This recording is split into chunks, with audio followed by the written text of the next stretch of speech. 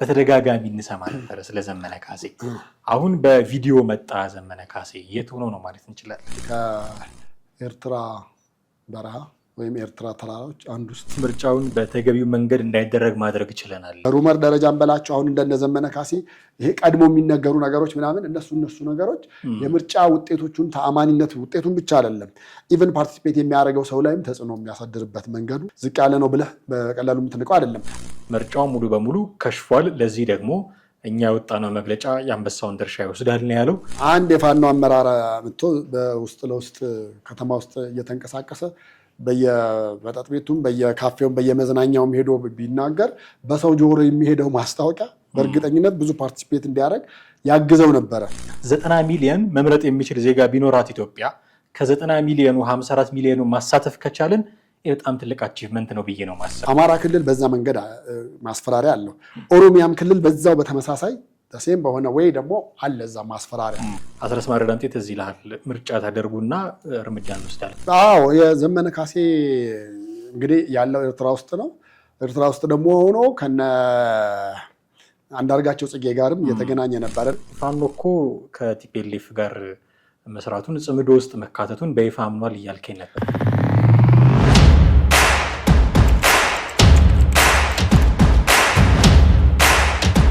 ሰላም እንዴት አላችሁ ውድ ቤተሰቦቻችን? ይህ ዘኢትዮጵያ የዩቲዩብ ቻናላችን ነው። ቴዎድሮስ ካሳና ማህደገፋ ከእናንተ ጋር ቆይታ እናደርጋለን። በዛሬው ፕሮግራማችን ትናንት ዘመነ ካሴ በሰጠው መግለጫ ላይ የሚያጠነጥን ነው። ምርጫውን አስመልክቶ መግለጫ ሰጥቷል። ዘመነ ካሴ ወደ 6 ደቂቃ አካባቢ የሚረዝም መግለጫ ነው የሰጠው። በድምፅ ብቻ አይደለም እንደከዚህ ቀደሙ ወይ በጽሁፍ አይደለም፣ አሁን በምስልም ጭምር መጥቶ ነው መግለጫ የሰጠው። ይህን መግለጫ እንፈትሻለን በጥቂት ደቂቃዎች። እስከ ፕሮግራማችን ፍጻሜ ድረስ አብራችሁን ቆዩ። ቴዲ እንዴት አለ? እንዴት ነው? ሰላም ነው? ሰላም አለ። ከረጅም ጊዜ መጥፋት በኋላ ወይ በድምፅ ወይ በጽሁፍ መልእክቶች ሲያስተላልፍ የነበረው ዘመነ ካሴ ትናንት ግንቦት 24 ቀን ምርጫው በሚደረግበት ቀን ታሪክ ለመስራት በሚመስል መልኩ ታስታውሳለህ፣ ግንቦት 7 1997 ታሪካዊ ምርጫ የተደረገበት ቀን ነው። እሱን ስም ወስደው ግንቦት 7 ነን ብለው ምርጫ ምንድነው ፓርቲ የመሰረቱ ሰዎች ነበሩ። ግንቦት 24 ቀን ይህንን መግለጫ አስተላልፏል እንዲባል የፈለገ ይመስለኛል ዘመነ ካሴ። ትናንት መግለጫ ሰጥቷል። እንዳልኩት 6 ደቂቃ አካባቢ የሚረዝም መግለጫ ነው። ያነሳቸው ነገሮች ነጥብ በነጥብ ለማንሳት እንሞክራለን። ግን ከዘመነ ካሴ ጋር ተያይዞ ከረጅም ጊዜ ወዲህ ረጅም ጊዜ ቆየ ይህንን ነገር ስንሰማ። አገር ውስጥ የለም ከሀገር ውጭ ነው፣ ጠፍቷል፣ ድምፁ ጠፍቷል፣ የት ነው የሚባሉ ነገሮች በተደጋጋሚ እንሰማ ነበረ ስለ ዘመነ ካሴ። አሁን በቪዲዮ መጣ ዘመነ ካሴ። የት ሆኖ ነው ማለት እንችላለን? እኔ የግልህን ጥርጣሬ ወይ ግምት ንገረኝ ብለህ ብትል ከኤርትራ በረሃ ወይም ኤርትራ ተራራዎች አንድ ውስጥ ሆኖ ነው የሚችለው ብዬ አስባለሁ። ይህን ስል ዝም ብሎ ከሜዳ በመነሳት አይደለም። ሰሞኑን እየሆኑ ካሉት ነገሮች ጋር በተያያዘ እና እንደዚሁም እሱ በጣም ለረጅም ዓመታት የግንቦት 7 አመራር አባልም ሆኖ በነበረበት ጊዜ እዛው ኤርትራ ውስጥ ነበረ። ያው እንግዲህ ከኢትዮጵያ መንግስት ጋር ጸብ ሲነሳና የትጥቅ ትግል አዋጭ ሲሆን ብዙ ጊዜ ወደ ኤርትራ ስለሚሄዱ ወደ እናት ምድሩ ኤርትራ ምድር ሄደ ነው ብዬ የማስበው። እዛ ሊሆን ይችላል። በዚህ መግለጫው ላይ ያነሳው አንዱ ነገር ምንድነው? ምርጫውን በተገቢው መንገድ እንዳይደረግ ማድረግ ይችላል የሚል ነገር ሲናገር ሰምቼዋለሁ። ለዚህ ደግሞ ከዚህ ቀደም ያወጣነው መግለጫ ትልቁን አስተዋጽኦ ወስዷል። አስረስ ማረዳንቴ ተዚህ ይላል ምርጫ ታደርጉና እርምጃ እንወስዳለን፣ እንደ ጠላት ናቸው ምናያቸው የሚል መግለጫ። እሱ መግለጫ ለውጥ አምጥቷል። ምርጫው እንደውም ዘመነ ካሴ ምርጫው ሙሉ በሙሉ ከሽፏል ነው ያለው። እኔ ማን አሸናፊ እንደሆነ ተነግሮት ይሆን አላውቅም፣ ምን አይነት መረጃዎች እንዳሉት አላውቅም፣ ግን ምርጫው ሙሉ በሙሉ ከሽፏል። ለዚህ ደግሞ እኛ የወጣነው መግለጫ የአንበሳውን ድርሻ ይወስዳል ነው ያለው። በዚህ ደረጃ መገምገም እንችላለን። ምርጫው ሙሉ በሙሉ ከሽፏል ማለት ይቻላል? እንደሱ ለማለት የቁጥር ዳታዎች የሚያስፈልጉ ይመስለኛል። እኔ አንደኛ እንደዛ ለማሰብ፣ ሁለተኛ ዝም ብለን እንደው እንደ መነሻ እንኳን የምርጫ ቦርድን የቁጥር ዳታዎች ብንወስድ ወደ 54 ሚሊዮን የሚሆን ህዝብ ነው የተመዘገበ የተባለው። ትላንትና እስከ ምሽቱ 2 ሰዓት ድረስ 40 ሚሊዮን ህዝብ ድምፅ ሰጥቶ ነበር። ምርጫ ቦርድ ያንን ነው የተናገረው። አየህ አሁን እሱ ላይ ነው ቁጥሮች ናቸው ከሽፏል አልከሸፈም ብለን እንድንል ጀስት ጥናታዊ ያለበት ነገር ነው ይዘን የመጣ ነው ማለት ነው። ስለዚህ አሁን በዛ በኩል የሚነገረው ከሽፏልና በዚህ በኩል ደግሞ በስኬት አካሂደናል የሚሉትን ነገሮች መስማት ይሄ የሚጠበቅ ነው፣ ኤክስፔክት የምናደርገው ነው። ግን ወደ ሪያሊቲው ስንመጣ ደግሞ ልናየው የምንችለው የትኛውና የቁጥር ዳታዎቹን ነው። አሁን አንደኛ በቁጥር ዳታ ደረጃ ጥሩ አይደለም የሚያስብለው ምኑ መሰለ? ጥሩ አይደለም የሚያስብለው 130 ሚሊዮን እንደደረስን ተነግሯል አይደለ? 130 ሚሊዮን ህዝብ። ይሄ ስታቲስቲክስ ያወጣው መረጃ 130 ሚሊዮን ህዝብ ላይ 54 ሚሊዮን ህዝብ ብቻ ካርድ ወሰደ ማለት አስበው እንግዲህ 130 ሚሊዮን ህዝብ መምረጥ ይችላል ማለት ግን አይደለም። 50 ይኸውልህ አሁን አንደኛ በፐርሰንት ልናሰላው እንችላለን። ሁለተኛ ደግሞ 130 ሚሊዮን ህዝብ ይወስዳል የሚል ግምትም አይደለም የሚኖረን። በኢትዮጵያ ውስጥ አሁን ባለው የስታቲስቲክስ መረጃ ትክክለኛው የወጣቱ ቁጥር ነው ከፍተኛው። ከ19% እስከ 20% በላይ የሚሆነው ወጣት ነው እየተባለ ነው። ይሄ 19% የምልህ እንደውም ከዛሬ 3 እና 4 ዓመት በፊት ጀምሮ እየተነገረን ያለ ነው። which means እንግዲህ ታዳጊ ውስጥ የነበረውም አሁን ወደ ወጣት መጥቷል ማለት ነው። ሶ 25% ወጣት ነው ብለን ማለት እንችላለን። ሶ 25% ወጣት ሆኖ ካለ 25%ን ባይወስድ 20% በቃ ቢያንስ እንኳን 20% መውሰድ መቻል አለበት። አንደኛ እሱን ትይዛለህ። ሁለተኛ አንደር ኤጅ ከሆኑት በላይ ያለው አብላጫው መውሰድና አዌርነሱ ሊኖረው ይገባል። ቢያንስ 60-70 ሚሊዮን የሚሆን ህዝብ ወስዷል መባል መቻል ነበረበት። አሁን ለምሳሌ 130 ሚሊዮን መምረጥ የሚችል ላይሆን ይችላል። አንደር ኤጅ የሆኑ አሉ። በተለያዩ ደግሞ ሁኔታዎች በግልም በምንም መምረጥ የማይችሉ ዜጎች ሊኖሩ ይችላል። እንደው በጥቅሉ ዝም ብለን 70 ወይ 80 ሚሊዮን መምረጥ የሚችል ዜጋ ኢትዮጵያ ያላት ብለን ብንል 54 ሚሊዮን በጣም ብዙ ነው። ከ80 ሚሊዮን በጣም ብዙ ግማሽ የሚሆነው ህዝብ ነው ብለን ማለት እንችላለን። በሀገሪቱ ግማሽ የሚሆነው ላይሆን ይችላል። ግን መምረጥ የሚችለው ነው አሁን ኮንሲደር ልናደርግ የምንችለው። ኢትዮጵያ መምረጥ የሚችል 80-90 ሚሊዮን ህዝብ አላት ካልን ከዛ ውስጥ 50 ሚሊዮን 54 ሚሊዮን ማንቀሳቀስ መቻል በጣም ከባድ ቁጥር ነው። አሁን በእኛ ሀገር ብቻ ሳይሆን ኢቭን በአሜሪካም ጭምር የመምረጥ ፍላጎት እየቀነሰ የመጣ ነው። እንደውም ያለፉትን 2 ምርጫዎች ዶናልድ ትራምፕ በጣም ከፍተኛ ትኩረት ስለሳቡ የመራጮች ቁጥር ከፍ አለ እንጂ ከዛ በፊት በነበሩ ምርጫዎች እየተቀዘቀዘ እንደመጣ ነው ብዙ ጊዜ መረጃዎች የሚያሳዩት። አክሲደንታል ስላረክብኝ ነው እንጂ ዳታዎች ሁሉ እሱ ነው የሚናገሩት። አስፈላጊ ከሆነ መረጃዎችን ማድረስ እንችላለን። ሰውን እንዲመርጥ ማድረግ መቻል ትልቅ ስራ ነው በእውነቱ። 7ኛ ላይ ነው ግን ያለ ነው አትርሳ። ኦፍኮርስ 7ኛ እንደ በቁጥር እኮ እየጨመረ ነው የመጣው። በቃ አሁን እንደውም ከስድስቱ ይሄ 7ኛው 50 ሚሊዮን ትልቁ ቁጥር ነው። ኦፍኮርስ የህዝብ ቁጥራችንም እየጨመረ ስለመጣ የሚመርጠውም ሰው ቁጥር እየጨመረ መምጣቱ ትልቅ ነው። ግን የኔ ካልኩሌሽን ምንድን ነው መምረጥ የሚችለው ዜጋ ምን ያህል ነው የሚለውን መጀመሪያ ማወቅ ያስፈልገናል። ኤግዛክት ፊገሩን አናውቅም፣ ግን እንገምት። 70 ሚሊዮን ይሁን 80-90 ሚሊዮን ይሁን እኔ 90 ሚሊዮን ድረስ ይደርሳል መምረጥ የሚችለው ዜጋ የሚል ግምት የለኝም። ግን እንለጥጠውና 90 ሚሊዮን መምረጥ የሚችል ዜጋ ቢኖራት ኢትዮጵያ ከ90 ሚሊዮኑ 54 ሚሊዮኑ ማሳተፍ ከቻልን በጣም ትልቅ አቺቭመንት ነው ብዬ ነው ማስበው። እኔ ደግሞ እንደውም ይቀረናል ነው ብዬ ማስበው። ለምን አሁን ያለንበት 7ኛ ነው። ጉዟችን እንዴት እየሆነ ነው? 1 ስቴፕ ፈጠንን፣ 2 ስቴፕ ፈጠንንና እንደገና 1 ስቴፕ ደግሞ ወደኋላ እንመለስ ነበር ነው። አሁንም እንግዲህ በሀገራችን በብዛት እንደ አርአያም እንደ ምሳሌነትን በጣም እየተነሳ ያለው የ97ቱ ምርጫ ነበር። 1997ቱ ምርጫ አሁን ያን ጊዜ ሰው ምን ያህል ፓርቲሲፔት እንዳደረገ ምን ያህል ለምርጫ ትልቅ አመኔታ እንደነበረው ብዙ ፖዚቲቭ ነገሮችን ማንሳት እንችላለን። በጣም አሪፍ ነገሮች ነበሩት። ግን ውጤቱ ላይ ያሉት ነገሮች እና ከውጤቱ በኋላ ደግሞ የተከሰቱት የሰብአዊ እልቂት እነሱ ነገሮች ሰው አሁን ምርጫ ሲባል ቶታሊ ከፖለቲካ ጋር ነው የሚያያይዙት። በቃ ፖለቲካ አንተ ፖለቲከኛ ነህ ወይ ምን ልታደርግ ነው የምትመርጠው የሚል እሳቤ ነው አንደኛ ያለው። ሁለተኛ ደግሞ ይሄ የሚመጡ አንዳንድ በሩመር ደረጃ እንበላቸው አሁን እንደነ ዘመነ ካሴ ይሄ ቀድሞ የሚነገሩ ነገሮች ምናምን እነሱ ነገሮች የምርጫ ውጤቶቹን ተአማኒነት ውጤቱን ብቻ አይደለም ኢቭን ፓርቲሲፔት የሚያደርገው ሰው ላይም ተጽዕኖ የሚያሳድርበት መንገዱ ዝቅ ያለ ነው ዝቅ ያለ ነው ብለህ በቀላሉ የምትንቀው አይደለም። አማራ ክልል እኮ ብትሄድ እኮ ባብላጫው በቃ በእንደዚህ አይነት ነገር ነው። አማራ ክልል እንደውም ልንገር በሚዲያ ሄደህ ህዝቡን ምረጡ ምናምን ነገር እያልክ አናውንስ ከምታደርግ አንድ የፋኖ አመራር መጥቶ በውስጥ ለውስጥ ከተማ ውስጥ እየተንቀሳቀሰ በየመጠጥ ቤቱም በየካፌውም በየመዝናኛውም ሄዶ ቢናገር በሰው ጆሮ የሚሄደው ማስታወቂያ በእርግጠኝነት ብዙ ፓርቲሲፔት እንዲያደርግ ያግዘው ነበረ።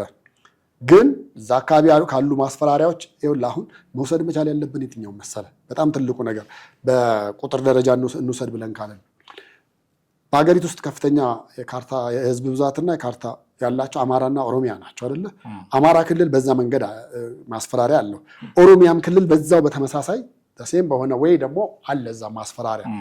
ሁለቱ ክልሎች ላይ ያሉት ነገሮች አገሪቱ ላይ ጥላ የሚያጠሉትን ነገሮች አብሮ አያይዞ ሊያመጡ የሚችሉ ነገሮች ናቸው። እዚህ ላይ ኖ አይደለም እንዲያርገናቸዋል ምናምን ነገር ብለን በገደምዳሜ ልናልፈው የምንችለው ነው ብዬ አላምንም።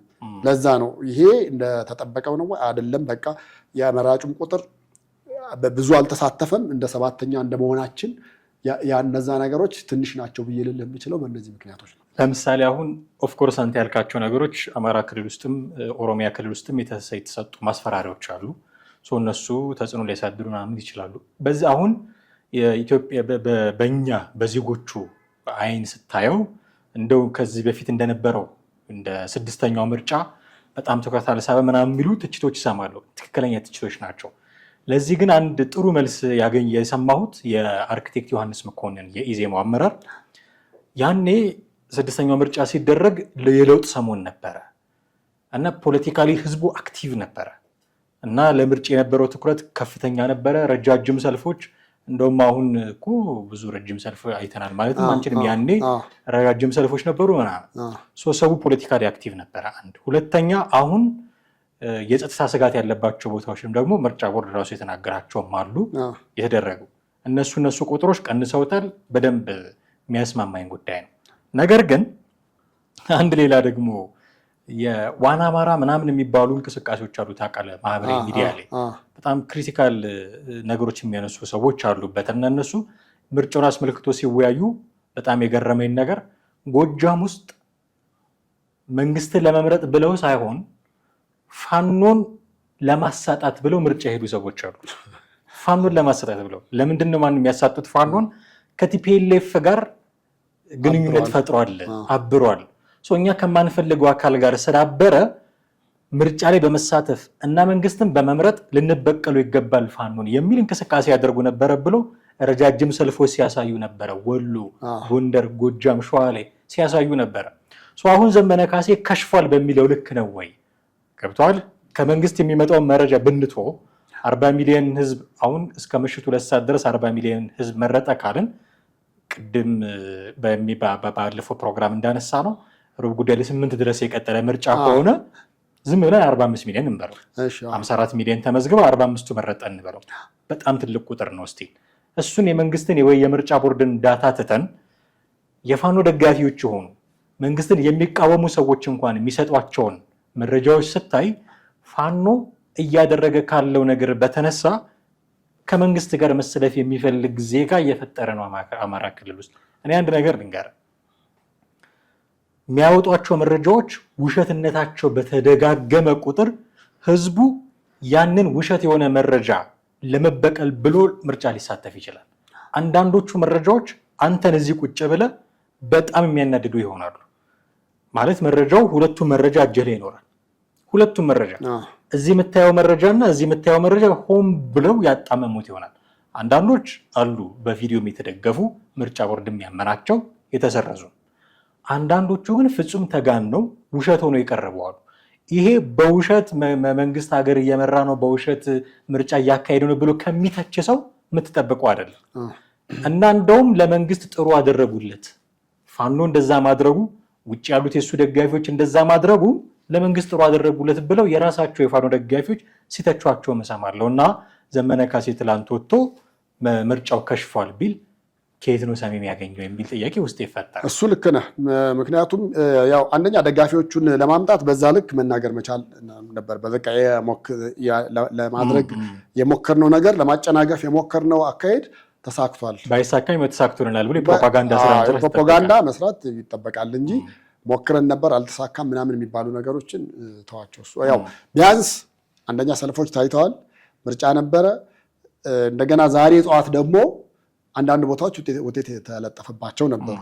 ስለዚህ እነሱን ስታይ አሁን እነ ዘመነ ካሴ የተናገሩት ነገር 100% ታርጌት መጥቷል ብለህ ብትል አልመታም። እንኳን 100 በጣም ከ50 በላይም ውጤት ልትሰጠው የምትችለው ነገር አይደለም በመመዘኛ ስታየው። ተጽዕኖ የለውም ግን አይደለም፣ ተጽዕኖች ይኖሩታል። እሱ ግን ከሸፈ በሚለው ደረጃ ላይሆን ይችላል። ተጽዕኖች ይኖሩታል። እሱን ትይዝልኛለህ። ከዛ በመቀጠል ፋኖ ውስጥ አንደኛው በጣም ትልቁ ያለው ድክመት ራሳቸውን በሚዲያ ብዙ ጊዜ የምታየው ትችትን አለመቀበል ነገር ትችትን አለመቀበል ይህን ነገር እንዲህ ማስተካከል አለባቸው እንዲያደርጋቸው ምናምን። እና አንተ እንዴት አድርገህ ነው እነሱ ፍጹማዊነትን ከየት ነው ሊያገኘው የሚችለው? እና ነው እዚህ ጋር ትክክል አልሰራህም ምናምን ብለህ ስትለው እንደገና ለዛ ተገልብጦ ለዛ ለእያንዳንዱ ነገር ምላሽ ለመስጠት ሚዲያ ላይ የሚቀርብ ሰውዬ ምን ብለህ ነው በዛ ልክ የፋኖን እንቅስቃሴ ተችተህ ምን ብለህ የምትናገረው? እና ያን ትችት አለመቀበሉን ስታይ እዚህ ጋር ያለውን ነገርም ተአማኒነት እንድታጣ ምክንያት ይሆናል። በቃ ፍጹም የማይሰሙ ናቸው የማይቀበሉ ናቸው ብለህ የምትላቸውን ነገሮች ያመጣሉ። እንደተባለውም ነው በቃ ከዚህ በኋላ እንደውም በቃ ጦርነት አንፈልግም ብሎ እኮ ሊነሳ ይችላል። የዛ አካባቢ በቃ አስጠላን፣ የገባችሁት ቃል እስካሁን ድረስ ያለው ነገር የዜሮ ድምር ውጤት ነው። ስለዚህ አሁን እኛ ክልሉን አትበጥብጦ አትረብሹ፣ እንደውም ሰላም ነው የምንፈልገው። ባለፈው ከምርጫው ጥቂት ቀን ሲቀረው አመራሮቹ እዛ ሄደው እነ አርሰናልን እነ ማንቼን ቢመጡ ደስ እንዳሉት አየህ። ጀስት አሁን ዊች ሚንስ ምንድን ነው እዛ አካባቢ ያለው ወጣት አብዛኛው ኳስ ደጋፊ ነው አይደለ? ስለዚህ እነሱን እናመጣላቸዋለን፣ ግን አካባቢውን ሰላም አድርጉት ነው። ወቅቱም ደግሞ የአርሰናል ትኩረት የተሳበበት ምናምን ስለነበረ አያይዘህ ነው። ኦፍ ዘ ሪከርድ አንድ ነገር ስነግረኝ ነበረ ቅድም ፋኖን ለመበቀል በሚመስል መልኩ ህዝቡ ለሰልፍ ወጣ ምናምን ስል ለምርጫ ወጣ ስል ምክንያታቸው ከቲፒኤልኤፍ ጋር መስራት ነው የሚል እያነሳው ነበር። እና ኦፍ ዘ ሪከርድ የነገርክኝ አንዱ ነገር ፋኖ እኮ ከቲፒኤልኤፍ ጋር መስራቱን ጽምዶ ውስጥ መካተቱን በይፋ አምኗል እያልከኝ ነበረ። እሱን ነገር እናነሳ። የዘመነ ካሴ እንግዲህ ያለው ኤርትራ ውስጥ ነው። ኤርትራ ውስጥ ደግሞ ሆኖ ከነ አንዳርጋቸው ጽጌ ጋርም እየተገናኘ ነበር እና ይህን ሰሞን እንደውም የአንዳርጋቸው ጽጌን መጽሐፍ እያነበብኩኝ ነበረ። የትኛውን ታፍኖ የተወሰደበትን የአፋኙ ማስታወሻ እሱ ነው እና የታፋኙ ነው እንደዚህ የሚላ በቃ ሙሉን ነው ሳነቡ የነበረው እና እዛ ላይ ምን ገርሞኛል መሰለ፣ እዛ ላይ አሁን ቅድም መጀመሪያ መግቢያችን ላይ ስንነሳ ዘመነ የት ነው ያለው ምናምን አልከኝም። ኤርትራ በረሃ አብረው ነበሩ። በፊትም እንግዲህ አስበው በፊት አብረው ነበሩ። ኦፍ ኮርስ በቃ አብረው ነበሩ። ግንቦት ሰባት ሆነው አብረው ነበሩ። አሁንም ጽምዶን ለመደገፍ እና አንዳርጋቸው በሚንቀሳቀሱበት መረብ ውስጥ እሱም አብሮ ሆኖ ጽምዶን መደጋፉን ሳይገልጽ ነበር የቀረው። ግን አሁን እንደሚደግፍ በይፋ ተናገረ። እዛ ላይ ግን መግለጫዎቹን እንደዚህ ፊት ለፊት አውጥቶ ከዚህ በኋላ ከነሱ ጋር ነን የሚለውን ነገር አልተናገረም። ያቺ ነገር ምንድነው ስጋት ሊኖርበት ይችላል። አንደኛ ያው አብዛኛው የፋኖ ጦረኛው ኃይል ከመንግስት ጋር ብቻ አይደለም ጸቡ፣ እንደሚታወቅ ከህወሓት ጋርም ጸብ ነው። ህወሓት ለእኛ ጥሩ እሳቤ የለውም የሚለውንም ያስባል። ከዛ ባሻገር የወልቃይትም ጉዳይ እንደዚሁ የማይግባቡባት መስመር ነች። በነዛ ምክንያት ነው እንግዲህ ሌሎቹ አላወጡም። እሱም ያችን ነገር ማውጣት በምን አይነት የተለሳለሰ መንገድ ነው ይሄን ነገር አደባባይ ልናወጣው የምንችለው የሚለውን ነገር የግድ ማውጣት የሚኖርበት ጊዜ ታይሚንግ ጠብቆ ነው። ነገር ግን ከሱ ጋር አብረው እየሰሩ ያሉ ሙሉ ለሙሉ የጽምዶን እንቅስቃሴ እንደሚደግፉና አብረው ሊሆኑ እንደሚችሉ የእሱን መናገር አብረው ከኛ ጋር ነው እሱም አውርተናል ተናግረናል ብለው መረጃ ለቀውበታል። ስለዚህ በቅርብ ጊዜ ውስጥ ምናልባት ዛሬ ነገ ከነገ ወዲያ ባሉት ቀናት ውስጥም በይፋ ሊወጣ ይችላል። 100% በይፋ ሊወጣ ይችላል። ስለዚህ ዘመነ ከዚህ በኋላ የጽምዶ ደጋፊ ሆኖ እናየዋለን ማለት ነው። እዚህ የትናንት የሰጠው መግለጫ ላይ እንዲያነሳው ነገር ምንድን ነው? በእኛ በሰራነው ስራ ባወጣነው መግለጫ በደንብ በሰራነው ስራ የመንግስት አመራር ውስጥ መከፋፈል ተፈጥሯል የሚል ነገር ተናግሯል። አንድ ሁለተኛ ነገር ደግሞ የጸጥታ አካላት ከጎናችን እንድትሰለፉ ጥሪ እናቀርባለን የሚል ጥሪም ደግሞ እንዲሁ አቅርቧል። የምር በፋኖ ስራ አመራሩ መካከል ክፍፍል ተፈጥሯል ብሎ ማለት ይቻላል እና ደግሞ የጸጥታ ኃይል ውስጥ ደግሞ ይህንን ጥሪ ተቀብሎ ከፋኖ ጋር ሊሰለፍ ይችላል። በመንግስት አመራር ውስጥ ክፍፍል ሊፈጥር ይችላል። አዎ ሊፈጥር ይችላል። ምንም ጥያቄ የለውም። ለምን መሰላ ይህም የሴኪሪቲ ተቋማትም በአንድ ወቅት የተናገሩት ነበር አመራሮቻቸው። አንዳንዶቻችሁ እዚህ ከኛ ጋር ሆናችሁ ልባችሁ ግን ያለው ፋኖ ውስጥ ነው የተባለ አለ። ታስታውስ እንደሆነ አንዴ መለስ ምንድን ነው ፊት ለፊት የተናገረው ያን ጊዜ የነበሩትን ኦፒዲዎች ሲናገራቸው እናንተና ፈጣን ሎተሪ አንድ ናችሁ፣ ሲፈቋችሁ ውስጣችሁ ኦነግ ነው ያለው። ያን አይነት ነገር ይኖራል። ሲፋቁ ፋኖ የሆኑ ሰዎች ይኖራሉ፣ አመራሮች በደንብ ይኖራሉ። ያው እነሱ ቀኝ የሚሏቸው የውስጥ አርበኛ የሚሏቸው ሰዎች አሉ። እንደውም እጅ የሰጡ ከፋኖ ወጥተው ከመንግስት ጋር አብሮ የሰሩ ሰዎች የሚናገሩት አንዱ ነገር ምንድን ነው? መንግስት ውስጡን ማጽዳት አለበት። አመራሮች አሉ ቀኝ የሚባሉ ከፋኖ ጋር የሚሰሩ አሉ ብለው እነሱ መረጃ የሰጡበት ነገር ስለሆነ በዛ ደረጃ ልናነሳ እንችላለን። ግን ዘመነ ካሴ ክፍፍል ተፈጥሯል ያለበት ቶን ግን እነዚህ በአማራ ክልል ደረጃ በወረዳ በምናምን ያሉ አመራሮችን አልመሰለኝም። በፌዴራል መንግስትም ደረጃ መጠራጠር ፈጥረናል አይነት ነገር ነው የሚመስለው። ይኖራሉ፣ እኔ አይኖሩም ብዬ ልነግርህ አልችልም። ምክንያቱም አንዳንዶቹ አመራሮች እኮ አደባባይ ላይ ወጥተው እንደው እንትን አይበሉ እንጂ እኔ በእርግጠኝነት ስልካቸውን ተቀብለህ እኮ ያዩትን እንትን ወደኋላ ስክሮል አድርገህ ብታየው የፋኖን ትግል አመጣጡን ምናምኑን እዚህ ደረስኩ ምናምን የሚለውን ነገር ዘመነ ካሴ የሰጠውን መግለጫ እነ አርበኛ ምናምን ያወጡትን ነው ቁጭ ብሎ የሚያዩት። ለምንድን ነው የሚያዩት? ሳትፈልገው ታየዋለህ እንዴ? ይሄ እንግዲህ ዩቲዩብ ቲክቶክ ምናምን ደግሞ አልጎሪዝሙ ውስጣችንን ያውቀዋል፣ አንብቦታል።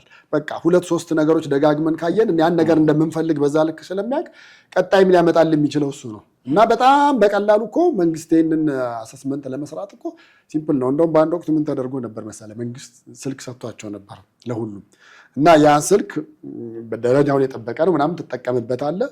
ከዛ በኋላ ግን ለመንግስት ትሰጣለህ። እና የዛኔ ስጋትና ፍራቻ ነበራቸው። ለምንድን ነው? የመንግስት ስልክ ነው። እላዩ ላይ ያሉትን ዳታና መረጃዎች ራሱ ለመንግስት ሊያስተላልፍ ይችላል የሚል ስጋት ኖሯቸው አንዳንዶቹ መንግስት የሰጣቸውን በቀኝ እጃቸው ራሳቸው ደግሞ የፋኖን እንትን የሚያዩበትን ደግሞ በግራቸው ይዘው እንደሚውሉት። ይሄ እዚህ ፋኖ ትግል ላይ ብቻ አይደለም፣ እዛ ሸኔ ጋርም ብትሄድ እንደዛ አይነት ነገር ታያለ። ለምን እኔ ገና በዘመነ ህወሓት ራሱ ከሌ እኮ ሸኔ ነው ምናምን ነገር ተብሎ ማን ነው የዛን ጊዜ ያው ሸኔ የሚለው ስም አልመጣም ነበረ። በቃ ኦነግ ነው ምናምን ተብሎ ትሰማለህ። ከዛ በኋላ በሚገርም ሁኔታ ልክ ለውጡ ሲመጣ እና እንትን ሲል ከአንዳንድ ተገልብጠው አሁን ነበርን የውስጥ አርበኛ ነበርን ብሎ ይወጡዋሉ። እዚህ ውስጥ ነገ ጧት እንደዛ የሚወጡ ሊኖሩ ይችላሉ ነው የምልህ። እና ይሄ ህወሓትም በፊት በበረሃ እያለ ያደርግ የነበረው ነው። ደርግ ላይ እንደዛ ያደርግ ነበረ። መሀል ከተማ ሆነው ለወያኔ መረጃ የሚሰጡ ነበሩ። በኋላ አንዳንዶቹ ሽልማት ላይ የከተማ አርበኛ ተብለው ሲሸለሙ ነው ደነገጥን ያሉት። አንዳንዶቹ አብሬው እኮ የምጠጣው የምበላው ሰው ነው፣ ግን ይኸው ሽልማት ላይ ወጣ ምናምን። ደርግ ደግሞ በዛ ጉዳይ ኤክስኪውዝ አያውቅም ነበረ። የአሁኑ መንግስት ቢሆን ይዞ ወይ ቃሊቲ ወይ አባ ሳሙኤል ምናምን ነው የሚያደርገው። ያ ቢሆን ቀጥታ ሹት ነው የሚያደርገው። ያን ያክል እንኳን ጊዜ አይሰጥም ነው የምልህ። እና የለም ማለት አንችልም ነው የምልህ። ይኖራል። መንግስት ራሱን ሊፈትሽ ነው የምትለው በዚህ ጉዳይ። ጥሩ ነጥቦች አንስተሃል። ጥሩ ቆይታም ነበረን ብዬ አስባለሁ። እጅግ አድርጌ አመሰግናለሁ። ውድ ቤተሰቦቻችን እናንተም ከኛ ጋር ነበራችሁ ቆይታ እጅግ አድርገን እናመሰግናችኋለን። የዛሬውን እዚህ ላይ እናበቃለን። በሚቀጥለው ፕሮግራማችን በሌላ ርዕሰ ጉዳይ እንጠብቃችኋለን። ጤና ይስጥልኝ።